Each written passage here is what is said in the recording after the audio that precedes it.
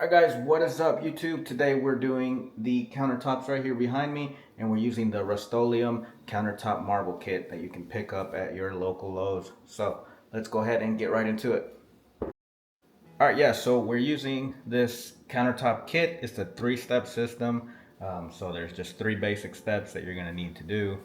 A little couple more prep and then cleaning, so maybe like 5 steps, but they say it's a 3-step system application, so the actual painting part is 3 steps. So you can use this on laminate, ceramic tile, porcelain tile, melamine, wood, and more. It says on the places you can use, and here's a list of everything that you're going to need to get this job done. You're going to need a 3/8 snap inch roller, half-inch roller, brush, tape, gloves, tack cloth, and a respirator. And we also used a sanding orbital sander and a small brush and some sponges and a spray bottle. All right, so we're going to tape off the faucet. The sink we're gonna leave. We're not gonna mess with it because it's not made for sinks. So we're just gonna tape off this edge right here so it looks like it's the countertop and a sink inside. If they decide that they want to do the sink, we can do it later with some actual sink and tub resurfacing paint. And so the kit covers approximately between 75 and 100 square feet because it requires 2 coats. The base coat is supposed to take around 4 hours to dry before completing the top coat on it, and then the top coat is supposed to be 24 hours for light use, and then it takes 7 days to cure completely before you can start putting heavy items and things on it. So this is another Rust-Oleum countertop product. We've done another video before on one of their paints, their Rust-Oleum countertop paints. If you want to check that out, it'll be up here and there'll be a link down below. But that one we did about 2 years ago, and it's holding up all right. I went last year, I think. We walked the rental property that we used on it, was still good, and we'll probably do a walkthrough here when the lease renewal comes up on that again, and I'll try to get some pictures or something to show you guys. But yeah, this is a new product. It's marble. It's supposed to look like marble, so hopefully it comes out good. I'm thinking you may need a little bit of like an artist touch to get the veins right and make them look real, but we're gonna try. Sanded with the orbital, just forgot to record. Next, we're gonna take a tack cloth and we're gonna wipe off the countertop real quick. We've got a few here in this little pack. We've got a couple. Tack cloth, just a sticky cloth that gets most of the dust off of cabinets and countertops when you're gonna paint them.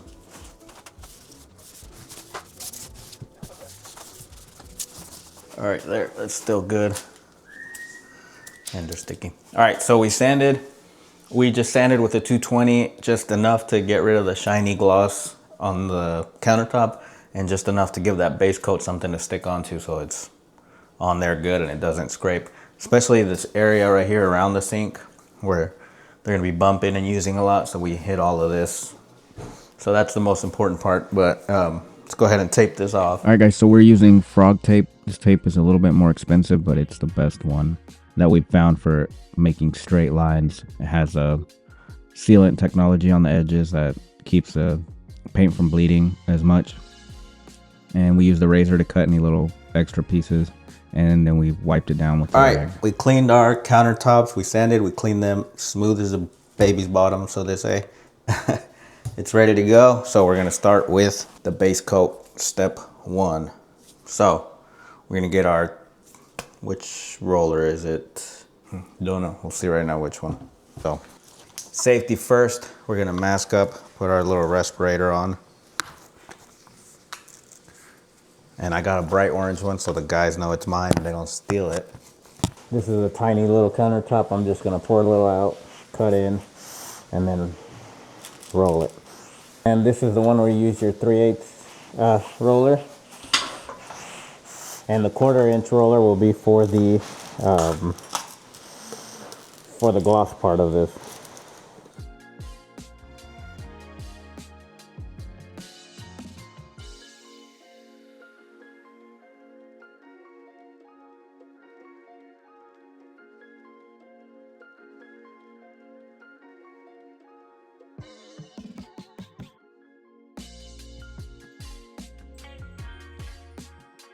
Got the cut in.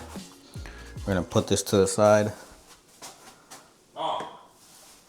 And it's not very strong, so I think it is like a water-based, and I think the top coat is the one that is the protective coat. So we're gonna pour a little out here. All right, first coat going on. We're using the Rust-Oleum Marble Countertop coating, the first can. It's designed to transform old laminate and worn counters into marble look finish. When you're rolling the first coat and you're cutting in, just make sure to keep a light hand. Don't press too hard. Yeah, the first coat doesn't have to be perfect. It's all about just building a good base. We are using a good brush here. This is a Purdy, to try to leave it as smooth as possible so that it levels out as best as possible. And usually I like to cut first and then do the roll after to kind of blend in those cut lines. Yeah, so it's pretty thick, and like I said, just don't put too much pressure. You don't want to get a bunch of lines.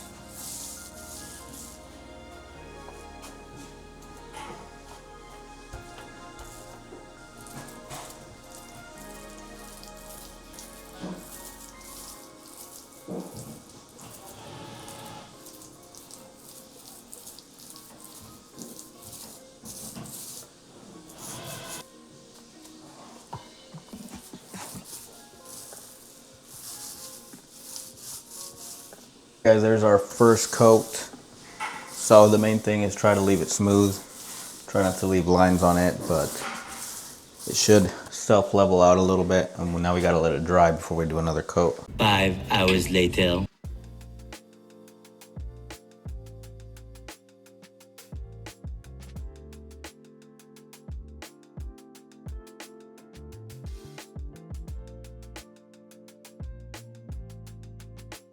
Alright guys, we got the second coat done. We're gonna let this dry overnight and come back tomorrow. So it looked a little bumpy at first, but then it started to self-smooth. I don't know, we might have to do a third coat tomorrow because you can still see the color because it was darker a little bit. So I guess we'll check in the morning, and it might need a third coat tomorrow. Alright, we're back. So we did 3 coats of the base coat, 2 yesterday and 1 this morning. I came in super early and just did that real quick so it would dry. So this has been drying about 4 hours. We're going to the veining part. So for this, you'll need the gray veining paint. You need an artist brush, which I picked up at a craft store. I also picked up some sea sponges because these are good for like making textures and different things look more natural. You'll need a little sprayer bottle. I just have this old Windex bottle here. And a regular paintbrush. So, I guess the premise is, this is where you kind of need to be a little bit artsy. You're just going to take the painter's brush and just kind of move it around like that and just make some veins. And then you spray it with the water. And then you'll take your paintbrush to kind of make it thicker in some areas and stuff like that. So, that's why I brought the sea sponges, to kind of give it a little bit different texture on the edges and stuff. So we're gonna go ahead and get started, and we'll see how it turns out. All right, now the fun part, drawing the marble veins using a small artist brush so we can have more control and natural flow. I tried it on the plastic first just to kind of get a feel for it. But yeah, and I just kind of started drawing a line in the direction. I did pull up a picture to kind of look at, to kind of follow their pattern or kind of mimic the lines that we were seeing on that. Yeah, so when you're laying down your veins, less is more. Try to keep it organic. Real marble isn't perfect. It's not symmetrical, so just let your hand move naturally. Don't overthink it, and just kind of let it go in a more natural direction, I guess. It's really just winging it when you get up there to do that. And this is the veining paint that they sent with the kit, and just a little artist brush that we picked up at a craft store.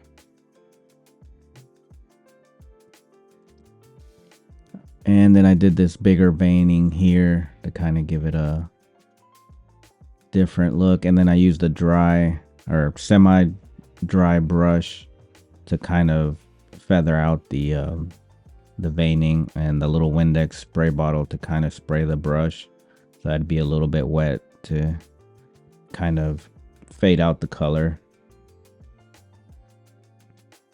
And then I also used a sponge to do the same thing, kind of fade out some of the lines and make it look like the color was mixed in with the white.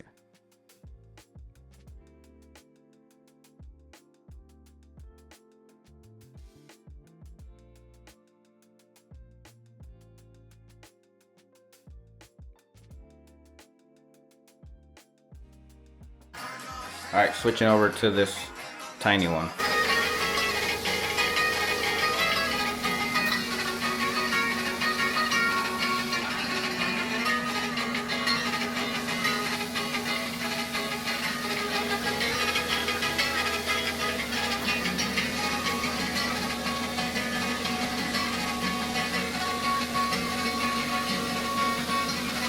No dejaré que ni un gato se te arrime.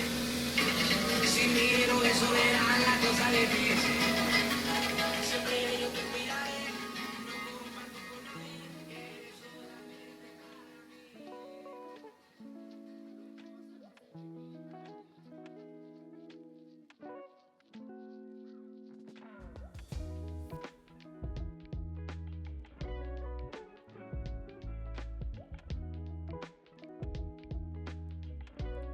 All right, then I took a even smaller artist brush and I kind of went back on the veining and added some darker shadowing on the inside. Just kind of going off my picture that I picked to look at for inspiration. Yeah, so just same thing. This was after this dried for a little bit, so the original veining was already dry. And we're just kind of highlighting the veins here with the gray.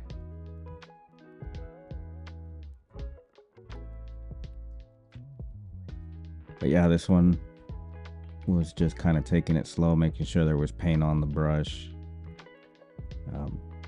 and just kind of giving the veining a little bit more of a 3D feel, a little bit more depth. And I did that to all the veins that I had.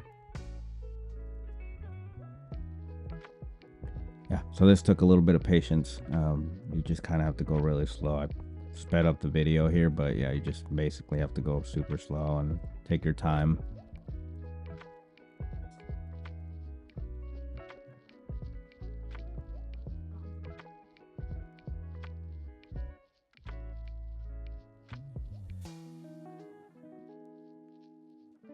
But yeah, I'm not too artsy with paint when it comes to paint, I guess. It's fine. I think it came out all right. Not my favorite veining look, but not horrible either.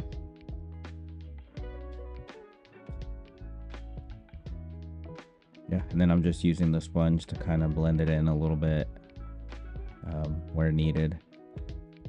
Here's what we have. Looks alright. I'm going to mix a little bit of the white with a tiny bit of the gray and kind of hit some of these areas to kind of blend a little more white into a little lighter color in between. So kind of fade it a little, so we'll see how it goes.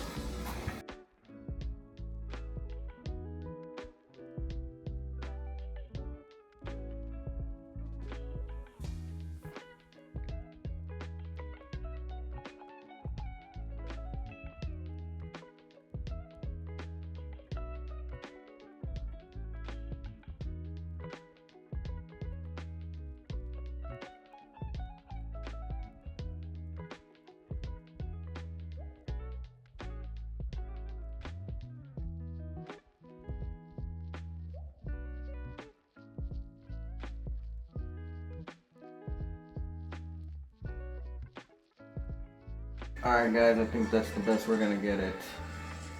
A little too artsy fartsy for me.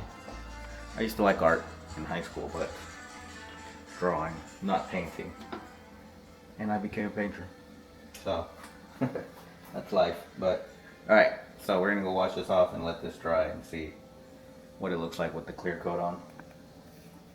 Have some lunch. One eternity later. All right, guys. So this has been drying for a couple hours. We got our 1/4 inch snap roller, and we're gonna do the final coat, which is the clear coat. So this is, it says step 2, but it's really step 3, 4 if you count prep and sanding. But it's a satin top coat. We're gonna do a coat real quick and see how it looks.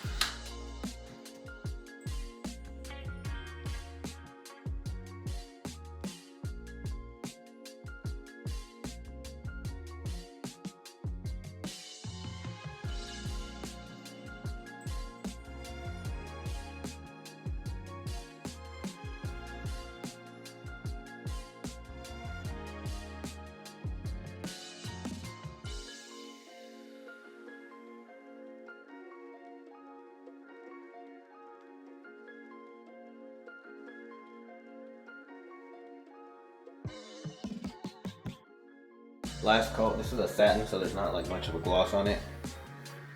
But we're gonna do the last coat with the little sprayer, the Great Go Quick Shot. You can do it with the roller. I just want to see if there's a difference in the texture when I spray it. So we're gonna spray this last clear coat on there.